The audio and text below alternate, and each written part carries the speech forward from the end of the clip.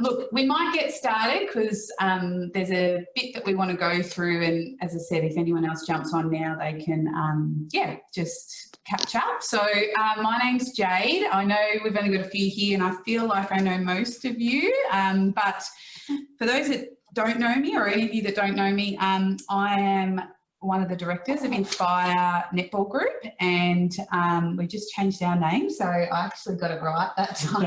I keep saying Inspire Sports Group, but yes, we are now known as Inspire Netball Group. And look, my experience covers grassroots netball, even Net Set Go. I've done my stint at teaching Net Set Go, all the way up to VNL state programs and pathway programs. So have been coaching for a long time, and obviously do it full time now. So love to be able to give back to you guys and help you with your knowledge and, you know, what you can offer your players. So that's me.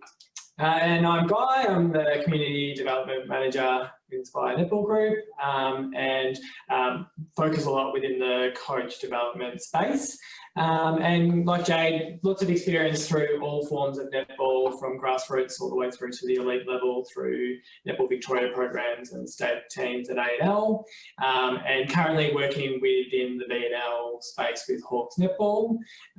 So lots to kind of contemplate coming back from COVID with that. So we're just in the planning phase through that at the moment. So and then my background as a player, I've played with the Victorian and Australian men's netball team, and been lucky enough to travel around a fair bit of the country as well as Australia to do that.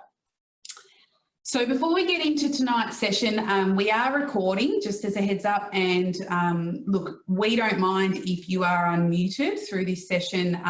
Obviously, if there's background noise, yep, put your mute on, but it's your decision. Also the same with your video. We love to see your happy faces, but also understand if you prefer to keep your video off. So that's up to you too. So a bit about tonight's session.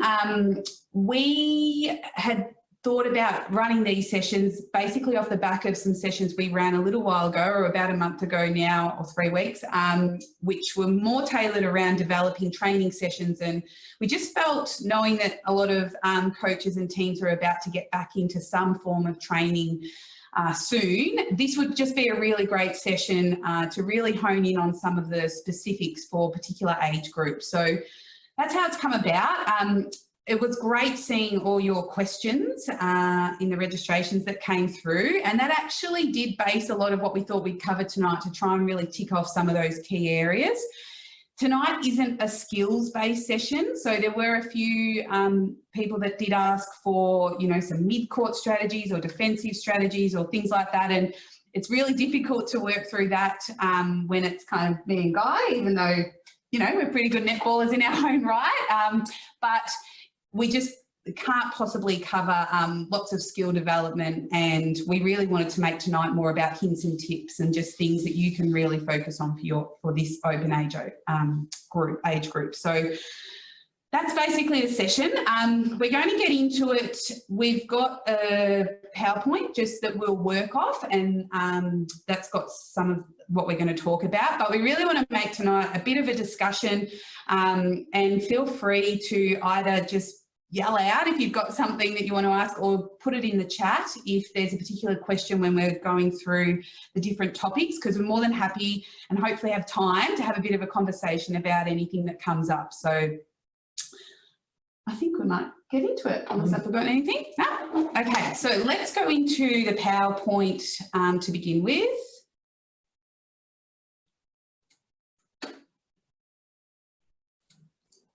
Cool. And we'll just make sure if you can yell out yep, or give us a thumbs up to say that you can see it. Hopefully it's popping up on your screen now.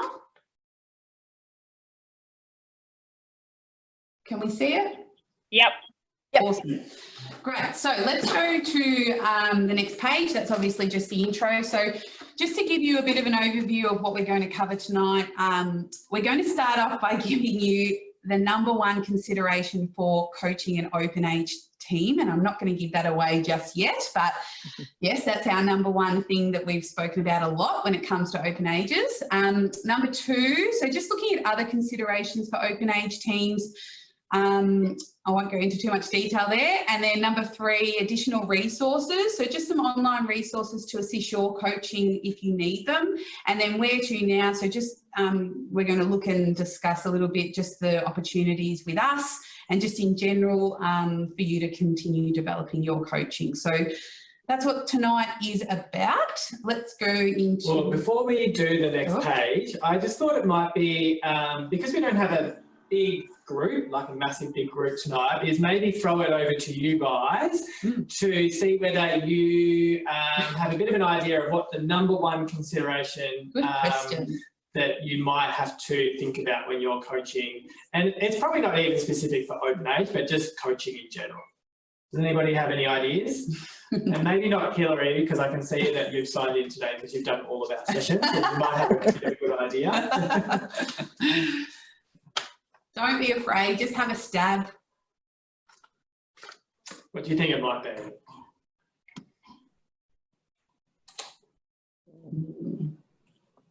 No ideas? All right, well, what we might do is we might just go straight over to the next screen, just so that we can get into it. The number one consideration is you need to get to know your athletes, and you need to get to know them as people first, and then as netballers as well. And a lot of the things that we talk about when we go out and coach, and when we're also coaching in our own environments, is that that's the thing that it boils down to the most, is you've got to know your athletes and know how they respond, and know what gets them to tick as well. A few of you might be looking at that going, you know, how dare they put up Silver Ferns winning the World Cup in 2019. But through this isolation stage, I think it's been a really great opportunity to be able to, even for ourselves as coaches, to go through our own development. And I know for myself and Jade, we've been doing a lot of game analysis, as well as just, you know, upskilling ourselves as coaches. And one thing that I've really taken away from the Silver Ferns and their kind of progression over that time with Nolene coming on board is that they've actually released a little mini series around, it's called Pure As, and it's through their Facebook page. And the number one thing, they interviewed a range of the players, and then also Nolene Taru as well. So the link that's down there is Nolene's interview.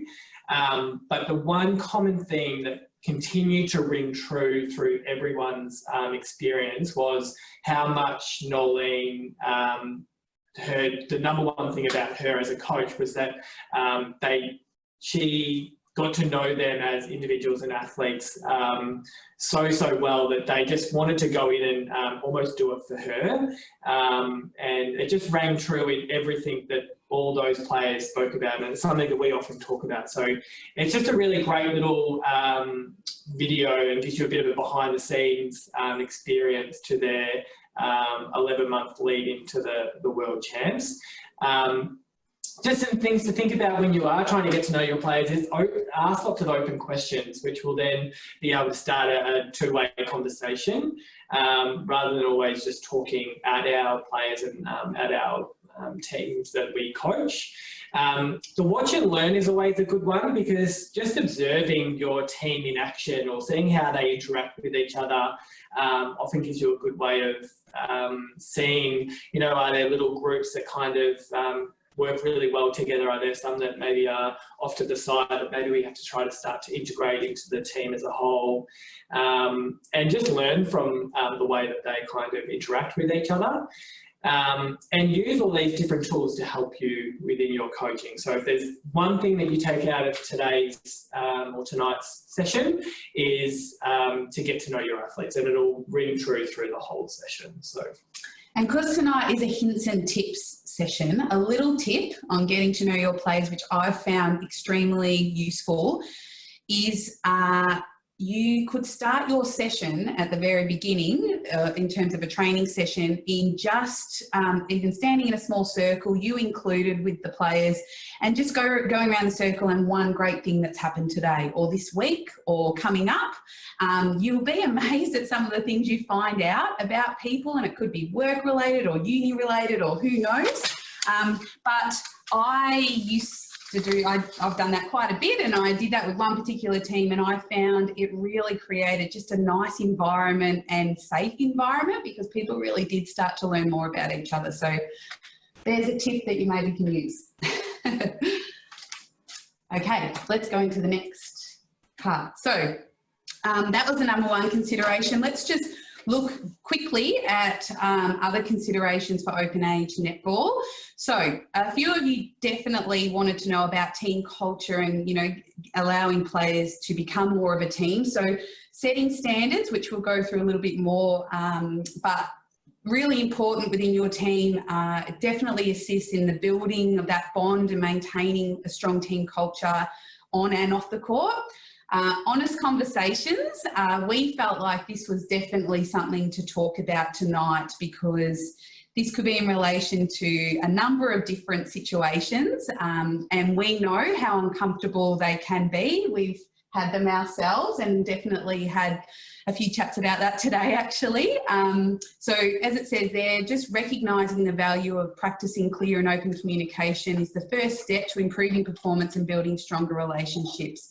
You'll find that the more you have honest conversations, the better you get at them. So don't be afraid to do them.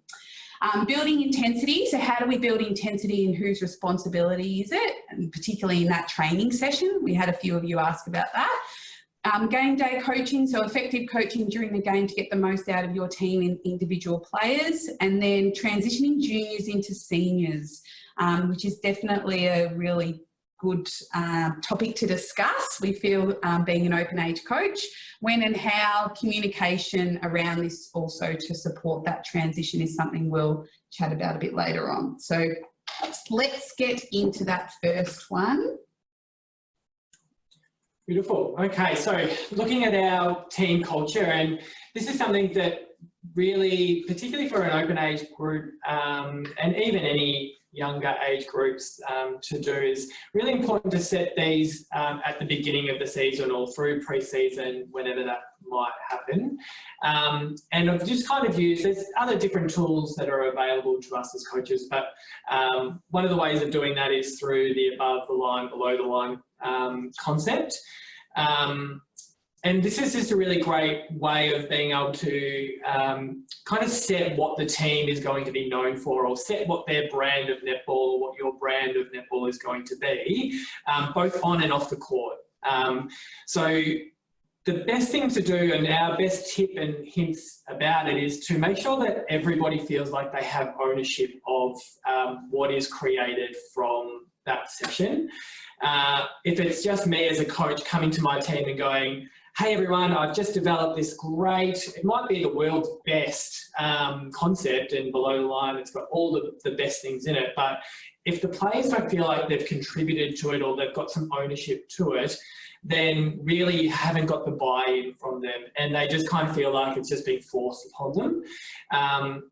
And you'll just be really surprised sometimes of what actually comes out, because there's players that might come from different experiences or different clubs, and so they bring their own different flavour or different experiences to a different team. So yeah, make sure you do involve them within that process. The other tip is making sure that we attach behaviours or actions to the words or the sayings that we either put above the line or below the line. And I've just kind of used that example of United, and this is probably one that you would often hear in a session like this, is that people are like, yeah, we want to make sure that we're really united as a team, which is great, but what does that actually mean? And there needs to be behaviours or actions behind that, which then the players know they have to be performing or looking at doing throughout a training session or off the court or during a game. So making sure that you do attach behaviours to each of those words. And then making sure that you have the players' involvement in looking at the consequences that if they aren't, you know, being in line with the above the line behaviours, then there needs to be consequences to that or what that looks like. And I think this is a really great opportunity for you to involve your leadership group or your leaders within the team to be able to come up with what those are, and then making it even going one step further is really assisting with the enforcing, I suppose, of those consequences as well. And I think that will then come into those honest conversations, is then how, if somebody isn't, you know, adapting to that setting of the standard, then how do we have that conversation with them? Because it's tricky. It's not an enjoyable thing for anybody to have to go through, but I feel like if you do practice it, like Jade said, you can become a lot more at ease with it. It's never an easy conversation, but you do become a little bit more confident and comfortable with having those, and you only get that from practice. So just a couple of little tips around having those conversations is the first thing, make sure that it's not on the screen there, but make sure you do often have more than just yourself involved. So this is where you might have your leaders within the session if it doesn't involve them, or you might have a team manager or assistant coach, or, you know, if it does go to a higher level, maybe even having a committee member that's part of that conversation.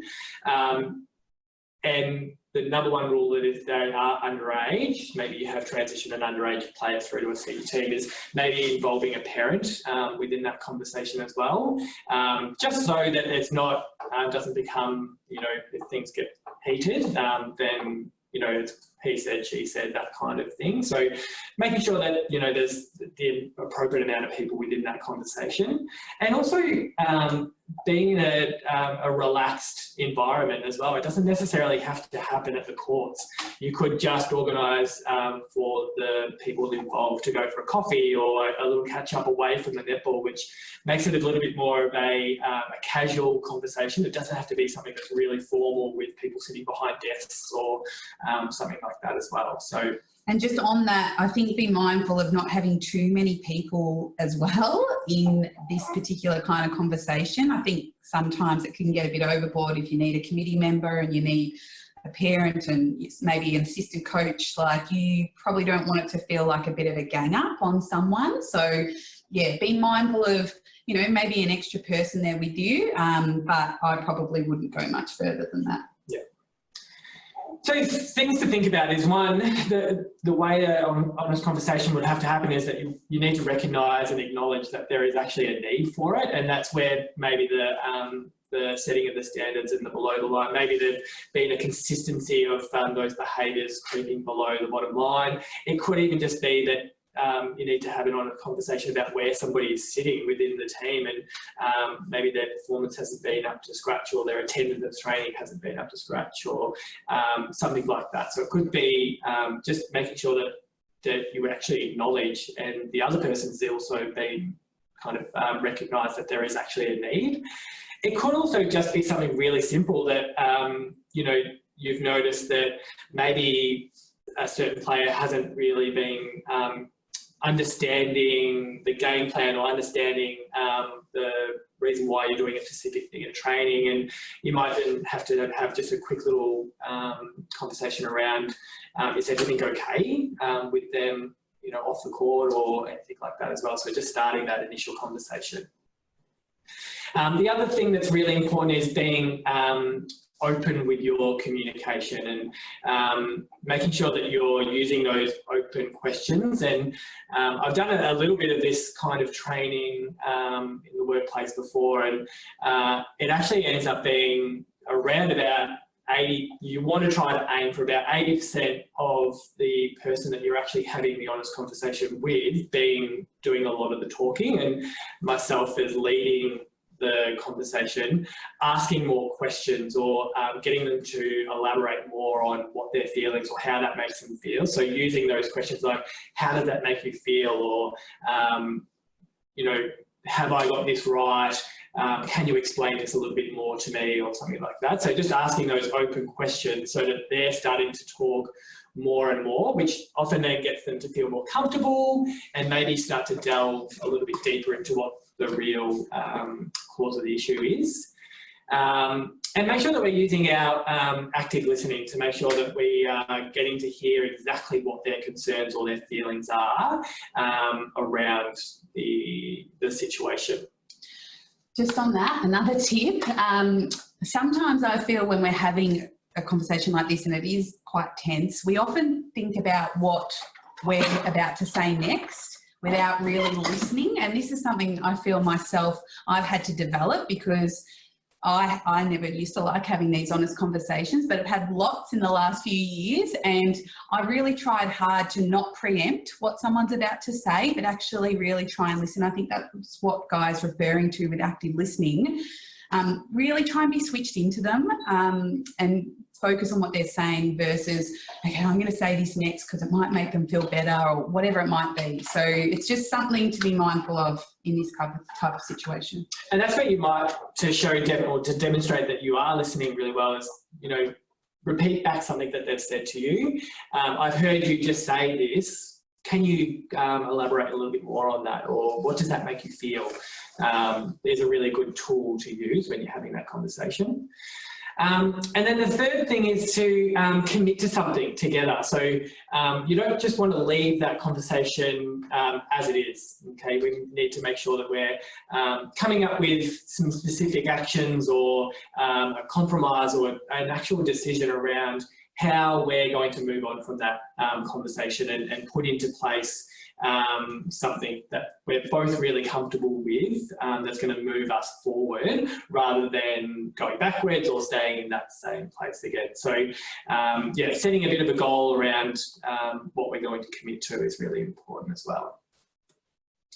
Are there any questions around that team culture, setting standards, honest conversations, or any comments that anyone has to kind of share experiences?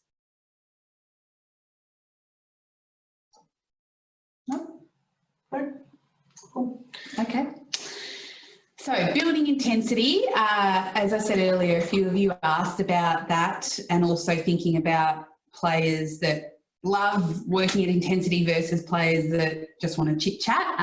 So definitely a challenging one I find with open age teams at times. So here's some tips. Let's work through them individually. So preparation, be organised for the session, bring your A game. If you want your players to be intense, then you basically need to bring that as well. So that's about you getting there on time, having things ready to go, not potentially standing, looking at your book for 5 minutes, trying to work out exactly what you wanted to do in that activity. You need to know your plan and know it well. And if there's anything outside that in terms of match play with other teams, have that conversation before training. Make sure that everything just flows, and you'll find then your players are the same.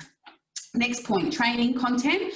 So as much as possible, try and simulate your training session to a game, okay? So I'm sure most of you are around the 12, 15-minute quarters, but looking at blocking your training as much as possible. And I think the next point talks about that work to rest ratio. So, you know, having a small break and then going hard again. It says there too, understanding the what, why and how, or making sure your players know why they're doing things in your training. I think if they understand why they're doing it and when to do it and how to do it, you'll find that they'll do it more often. That's a bit of feedback we often give coaches when we go out and work with them, because we do find that sometimes like, right, we're going to go into this drill, you all know it, let's go. Then we're going to go into this and we're going to go into that. And, you know, that's great, and it might be fast paced, but it could also just be going through the motions. And so the player's like, oh yeah, we've done this drill before, but they don't really know why they're doing it again. Maybe they didn't do it very well last time. So make sure they know that. They'll buy more into the activity too. So next point, use of time, which I just kind of mentioned then, quality versus quantity. So not spending too long on things, but also not just quickly doing something for a few minutes, and if the players haven't quite got it, moving on as well. Managing time efficiently, blocking the session, and that work to rest ratio. Make sure there's not those big gaps. Yes, they need 30 seconds or a minute to just catch their breath and get ready to get going again, but try not to let it go for too long in your training sessions. And I think the quality versus quantity is a really important factor within this open age group, because you've probably got a bit of a variation of age groups of where people are at. And you know, as a more senior player within the groups that I kind of play in, is yes, when I was younger, in those younger days, I probably could do lots of repetitions of skills or activities, whereas now that I'm getting a little bit older, you've got to kind of monitor that load a little bit, so that you'd rather than be able to execute, you know, 4 repetitions of it rather than doing 10, and the last 3 or 4 are really poor quality. So yeah, I think it's a really important age group to kind of consider that quality over quantity. Removing time wasters or tempo zappers. So you'll see there the 5 L's. So the first one is long lines. We're setting up an activity and 1 or 2 people are working, and then you've got 6 or 7 people waiting 20 seconds, 30 seconds, however long it might be. You're going to find that that's really going to drop the intensity level for that particular activity. Laps, whether laps are warm-ups or laps might be a consequence, maybe try and think of different things to do and really be creative, like with your consequences, or sometimes even ask them, okay, if we're not going to be able to do this for 30 seconds at high intensity, what should I make you guys do? You know, these guys are all pretty mature aged players, so it might be interesting to see what they come back with. Lectures, so just standing there talking for too long, be clear, be concise, get to the point. If it doesn't work, bring them back in and have a conversation, but sometimes your players might surprise you and just be able to go out there and do it, especially if it's just, this is what we're doing, this is why we're doing it, let's make sure we're switched on, go. And that could be as simple as what you say. Lack of organisation, as I said earlier, if we're kind of fumbling around trying to figure out what the next activity is or how many players in each group, try and be really organised with that.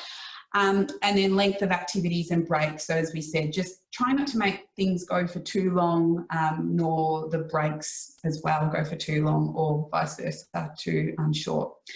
Setting high standards begins with you. So that could be, as I said, getting there early. It could be that we train in our uniform, then you need to have your uniform on as well. So all those small little things can make a massive big difference, and you have to be the example there. Use of dynamic and game sense activities. So we've already kind of mentioned this a little bit, but really watch your group and your players. You will learn a lot, and if you're listening to what they're saying, you know, particularly at the end of things, or if they're in the middle of an activity, it's not working. And sometimes I say, okay, you guys are just going to come together and have a chat about why it's not working. I'm not involved, but still try and listen to what they're saying rather than stand, you know, 10, 20 metres away, because you want to kind of hear who's saying what and who's been switched on to why it's not working. Question and challenge. So rather than just telling our players, this isn't working, we're not doing this well, I know you guys can do better, ask your players, why isn't this working? What went wrong on that one? Or why did that one work and the previous one didn't? And then challenge your players to go out there and do it again. Improve, let's get better. Control and lead, drive competitiveness, and continue to coach the moment. So you're out there to coach. That doesn't mean that we're out there to just talk the whole time. Sometimes not saying anything is a good thing as well. What is the common theme here? The common theme is you. You are the coach. You have complete control over everything I've just mentioned. Okay, if you drive all of that, your players will. They will lift for you. Okay, so be that example. Any questions on building intensity in your trainings? Cool. Okay. I hope you saw how intense I was in delivering that. All right. So just some game day coaching, and particularly around coaching from the sidelines. Was particularly a question that kind of came through a little bit, and looking at the pros to coaching within the game as well as to do it all the time. So some of the considerations that we were just looking at in terms of being the most effective coach from the sideline is the first thing we need to make sure is that everybody is on the same page, and the importance of the pre-game address. And again, probably something that was really highlighted through, I'm sure some of you have been watching the Gordy gas bags, but one of the discussions when Sue Gordy was talking to Margane Gove, who I was actually lucky enough to be coached by back in the day for one of the Australian teams, was she used to talk about how there were certain players that just went away from the game plan, and they just did not have any idea of what the game plan were. She said it was really challenging to coach those players. So I think it's really important to make sure that everybody is on the same page and they know what their role is when they're going to go out on the court. And then that really does, fall back to all of your feedback throughout either the breaks or through the game, as well as making sure that you're always referring back to that game plan. If you don't deliver that, then of course you're going to have to be yelling out for the whole game around what are the things you want them to be able to execute. So being really specific in that pre-game address is really important. When we are coaching from the sidelines, like I just said, we want to make sure that we are reinforcing the game plan, and that might be that you just have some really key words, and it might be something around it. You might find that they lull into a bit of a low intensity or work rate at a certain time. So you might just yell out first 5 or something like that, or last 5 minutes, which might just trigger them into thinking about that last 5 minutes of the quarter, or it might be something like starting position for your defenders, so that they know once there's a turnover, I'm going to quickly get back into my starting position. So think about using those key words to reinforce your game plan. Provide positive encouragement and praise. I think even for senior athletes, they really get up and about when, as a coach, you're really positive from the side. And it's probably something that, we're always quick as coaches to go to, what do I need to fix? What do I need to correct? Whereas I feel like if we really pump up the positives, they're going to get so much energy from us, and be hopefully willing to get out there and do that same thing again, whether it's being receptive and all that sort of stuff. So making sure that we do provide that encouragement and praise from the sideline, because there's nothing worse as a player to look over and your coach throwing a clipboard on the ground, or they've dropped their shoulders. I would much rather look over from the sideline and see my coach that's got great positive body language and is really positive. So keep that in mind. Can I just say on that, I was actually given a bit of feedback around that back in the day, just around my body language. It wasn't awful, but there was probably times where I would be like, oh, like that. And I ended up videoing myself doing it, and I was really like, stunned at some of the things I did, or just my facial expression. And you might find you don't even realise that you're doing certain things. So maybe video yourself one game day and just see, how you do react, and do it on a close game. Obviously don't do it in a game where you're going to win by 50 goals. But I think it would be worth doing, because sometimes we just don't realise how we are responding to certain things in a game. So it's a really good tip, because it's something like, you just are so unaware of it, but you just don't know what the other perception is that's coming back the other way. The other point around that is build intensity into the critical moment. So something that Jay and I spoke about today is, if there's a coach that's coaching the entire game and yelling out from the sideline every single pass, it almost becomes a bit of white noise, and the players don't really, or they might just end up blocking that out. So I think it highlights to the players that that this is a critical moment, so that's what I'm going to coach. And then, you then become quite, silent throughout the rest of it. And then when you need to build intensity again, that's when you might do it. So just be aware that there's going to be players that will block you out if you're just yelling and screaming from the sideline the whole time. And then does it become effective? Probably not. The other big thing is with kind of that building intensity into critical moments is that it doesn't allow the players to develop their problem solving and their ability to be able to think their way through a game of netball. You know, and that's the biggest thing that we want to really encourage our players, is to be able to identify something that might be happening out on court, and then hopefully that they're able to fix it or take leadership and try to work through that that process without us having to do it. And I think that's a good sign that as a coach, we're doing our job really well, is that we're building our team up to be able to do that independently rather than us holding their hands. And I think that's, particularly for this age group, is something that we should be doing.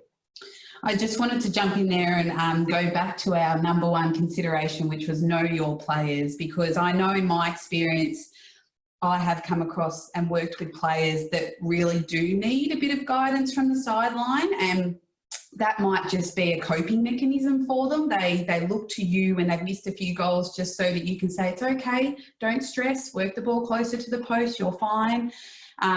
Versus the player that needs nothing from you. So if you know the players which ones need a little bit more, or they get a bit panicked in close situations, well then you can utilise that as well to really help support them. Ideally you don't need to do that, but even at high level netball, VNL and beyond, I have experienced players that do need a little bit of support from the sideline, and it could be something you work with them on so they don't need it, but know your players and which ones need that. So, yeah. Questions or anything? Questions? Yeah, around game day? No, cool, okay. So transitioning juniors into senior programs. I'm sure all of you, like us, have experienced a situation of a junior coming up, and I know there's probably a million different situations we could talk about, but we thought we'd just like throw a few out there and just consider some of the key facts that you really need to look at when juniors are coming up. So obviously when a player gets out of that under 17, or it could be under 19 age group and has to come into that open age, we need to think about what environment is right for them. Where are they ready to go?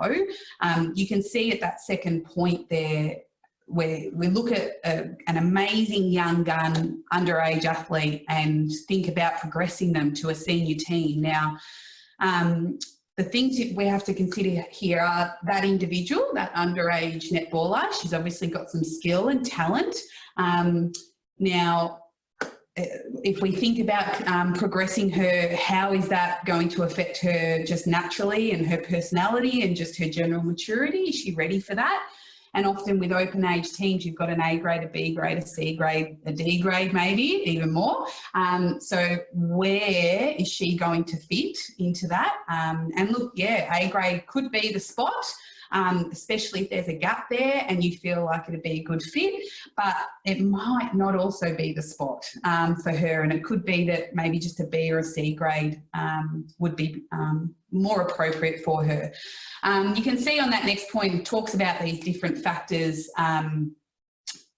in terms of making this decision for the player. One thing we spoke about today, actually, because we've both had a number of situations where we've had to try and decide the best spot, was how it might also affect the team as well. So if we look at a team that maybe has, say, 2 goal attacks that are pretty good, one of them can swing to goal shooter, and then we've got this underage player that's also a goal attack. Is it really right to put her in there as the third goaler, knowing that that becomes 3 goal attacks, or do we look to someone else to come into that role? So it's not just about the individual, but it's about how it might impact the team as well that they're going into.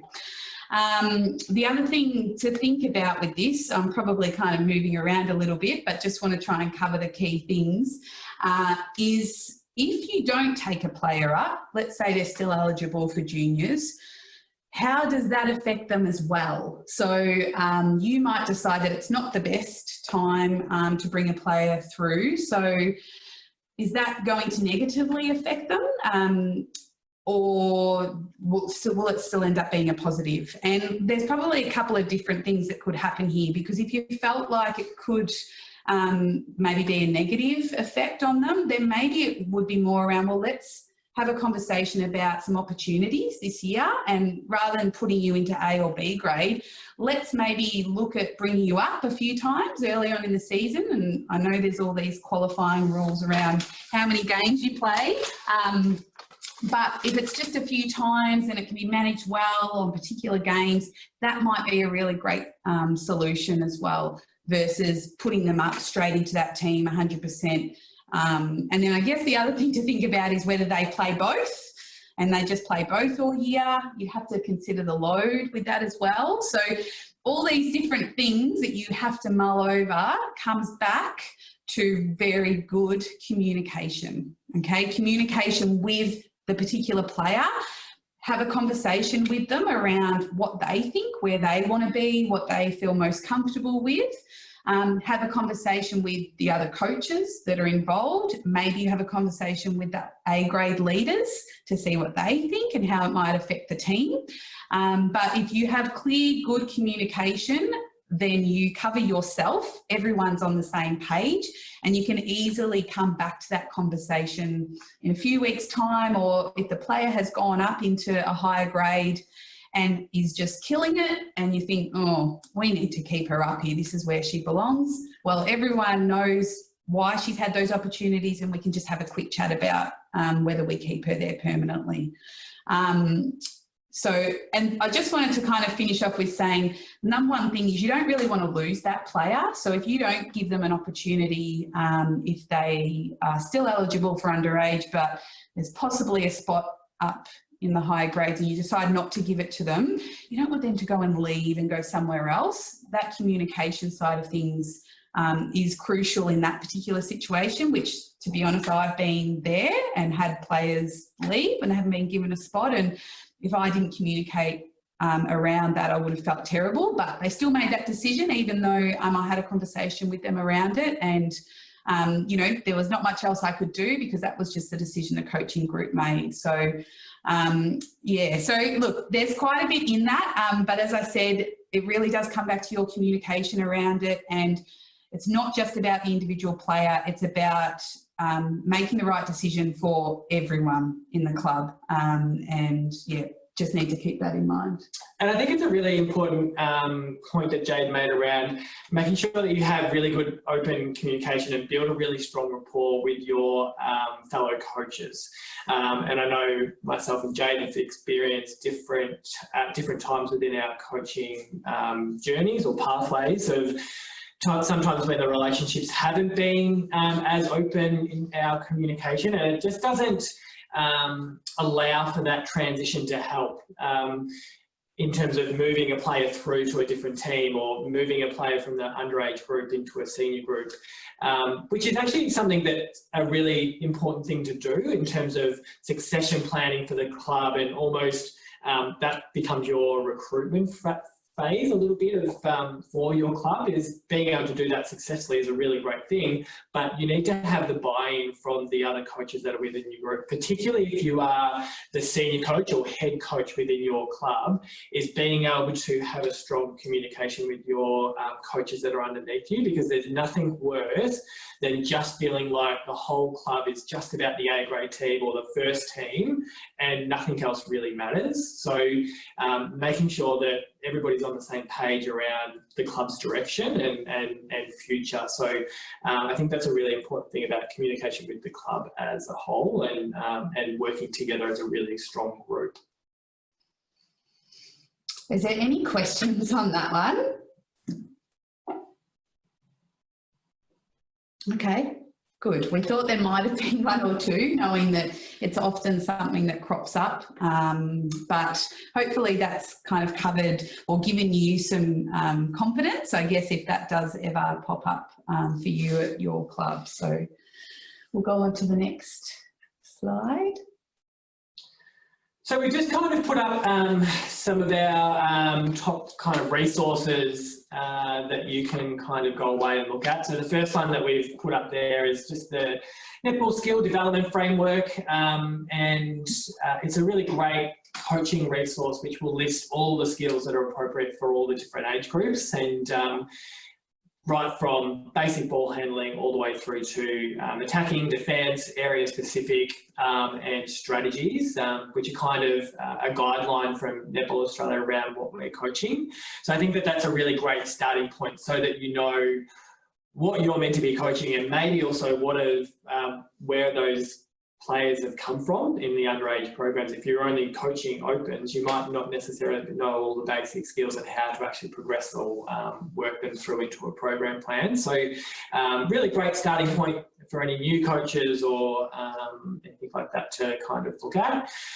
In our previous sessions that we've done, we've also highlighted the Netball Australia knee program there as well, particularly around injury prevention and strength and conditioning.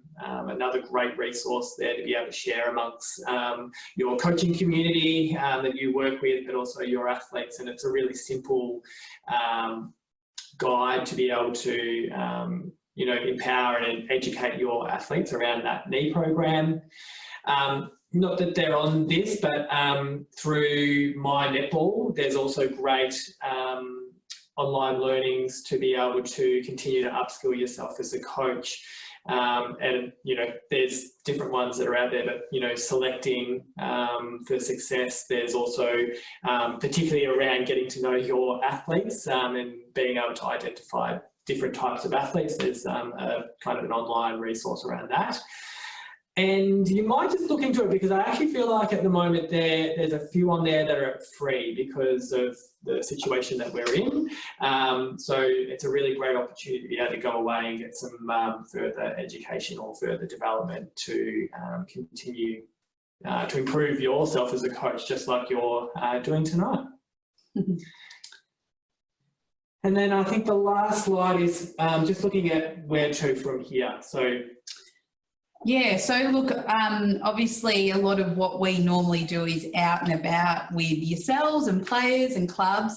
So we're hoping we can get back to these types of sessions, as well as still doing some Zoom and online sessions as well. But yeah, please reach out if you need anything for your club or yourself. You can see there the list of all the workshops we do for coaches. And you know, I think like doing some of these, you might find not only do you pick up, say, goal shooting, but you pick up a couple of other things throughout the session, even just the way in how we interact with players. So if out of tonight there's maybe been something that's popped up, you thought, oh, I don't really know much about that, that's listed there. Or even if you yourself feel like you need a bit of extra mentoring, we do run our mentoring academy as well for coaches. So yeah, there's plenty of ways to receive support, and you know, that's what we love doing. We love getting out there and just helping you feel better about what you're doing. So everything's obviously on our website, but yeah, please don't hesitate to drop us a line or yeah, ring, send an email message if there's something specific you need a bit of extra support in. So that does bring us to the conclusion of tonight. I think we've been fairly efficient. Is there any questions? We've got a bit of time. Does anyone have anything that they would like to ask?